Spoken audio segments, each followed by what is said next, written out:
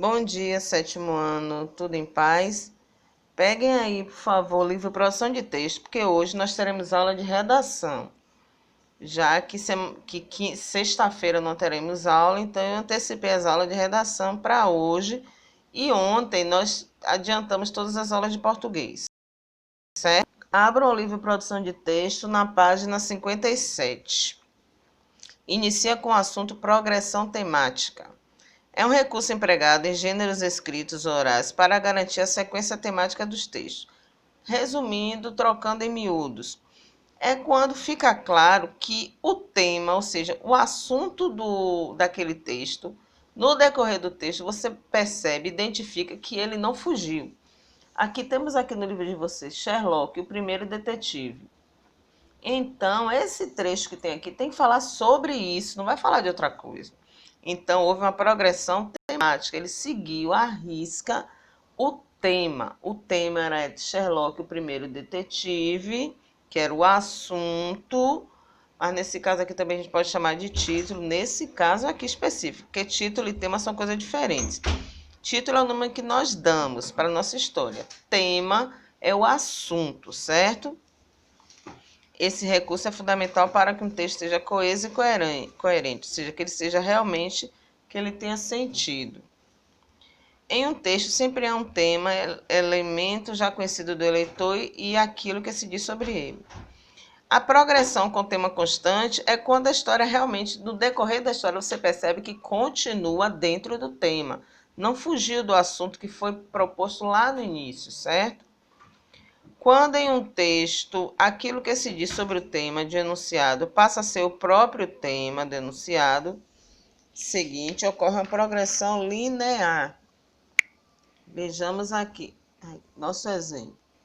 John está ouvindo a gravação, que eu mesmo fiz. O nome da faixa é Unhas no Quadro Negro. Que tema retorna de forma implícita da sua fala no primeiro quadrinho? Então, aqui é que ele vai, o mesmo assunto, ele vai desde o início falando sobre a gravação, certo? Então, isso aí é uma progressão linear. Aqui também, quando em um texto o tema do primeiro enunciado se subdivide em subtemas, ocorre a progressão com divisão de temas, recurso que torna o texto mais didático para o leitor organizar melhor. Geralmente ele tem subtítulos. Na página 60 temos um exemplo. Tem um texto grandão e tem títulos menores. Então, aqui uma progressão com divisão de temas. Agora vamos estudar resenha.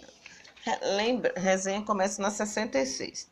Lembra de sinopse, né? Sinopse é quando se faz um resumo, sem contar o final da história e sem a opinião do leitor ou do escritor.